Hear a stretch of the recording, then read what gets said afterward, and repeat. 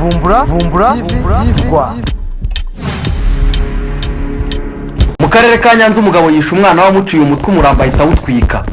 Polisi y'u Rwanda ikorera mu ntara y'Amajyepfo yataye muri yombi umugabo w'imyaka 32 wo mu karere ka Nyanza ukekwaho kwica umwana w'imyaka 11 aho yamujyanye kumwicira mu karere ka Huye agaca umutwe umurambo ndetse akanawutwika.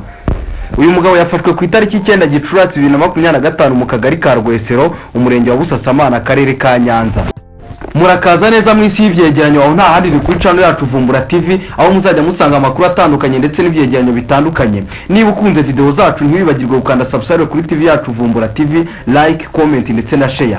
Muri kumwe nanjye Imana ishimwe Vincent. Amakuru avuga ko ku itariki 5 Gicurasi 2025 uyu mwana gisubizo mbere yo kwicwa ngo yaturutse ku ishuri yigagaho rya GS yanika ry'Inyanza ajya kureba se mu mujyi wa Nyanza ngo amwogoshe aho yarasanzwe akorera ko kazi maze aho kumwogosha ahubwo amujyana kumwicira mu karere ka Huye. Nyuma yo kumwica ngo ntibyarangiye ahubwo yamuciye n'umutwe aranawutwika ariko ngo umutwe ntiwakongoka.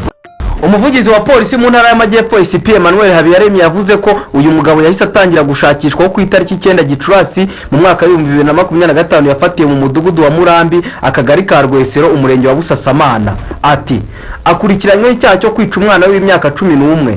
SP Habiyaremye yakomeje asaba abaturage bose kuzibukira ibi byaha byose birimo kuvutsa abandi ubuzima kuko ababigerageza bose bitabagwa amahoro. Andi makuru kandi tuyerekeze mu karere ka Rusizi abantu 14 bakomerekeye mu mpanuka y'imodoka ya tagisi yarenze umuhanda. Imodoka ya tagisi minibus yavanaga abagenzi Bugarama yerekeza Kamembe mu mujyi wa Rusizi yataye umuhanda igonga umukinga abagenzi 14 yaritwaye bose barakomereka. Ni impanuka yabaye hasanga saa 4:50 zo kuri wa kabiri ubwo iyi modoka yageraga mu mudugudu wa Kirabyo akagari ka Gahinga umurenge wa Mururu ikarenga umuhanda umushoferi akayikubita ku mukingo ikagwa mu muferege. Iyo tagisi minibus ifite plaque RAF 566 C yaritwaye na Twagira mu Ngujo weri w'imyaka 34 uvugaho kuba yarenze umuhanda kubera uburyo yihutaga cyane. Umwe mu babonye impanuka yagize ati yihutaga cyane muri iryo korosi dukeka ko ari ukubura feri yahise ayikubita ku mukingo igwa muri rigori batandatu barakomereka bikomeye abandi barakomereka byoroheje. Yavuze ko we n'abagenzi be batabaye banahamagara imbangukira gutabara y'ibitaro bya Gihundwe iza gutwara abo bari bakomeretse cyane abakomeretse byorohejwe batwarwa n'imodoka zisanzwe.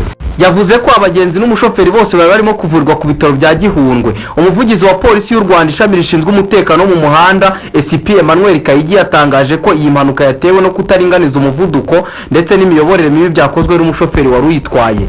Yemeje ko mu bari mu modoka ntawo hasize ubuzima bakaba bari kwitabwaho n'abaganga.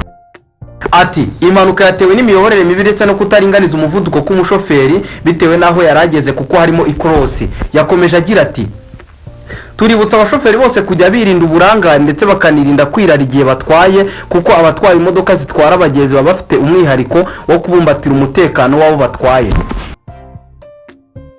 Ndabashimiye mwari kumwe nanjye Imana ishimwe Vincent. Niba ukunze video zacu ntibagirwe gukanda subscribe kuri TV yacu Vumbura TV.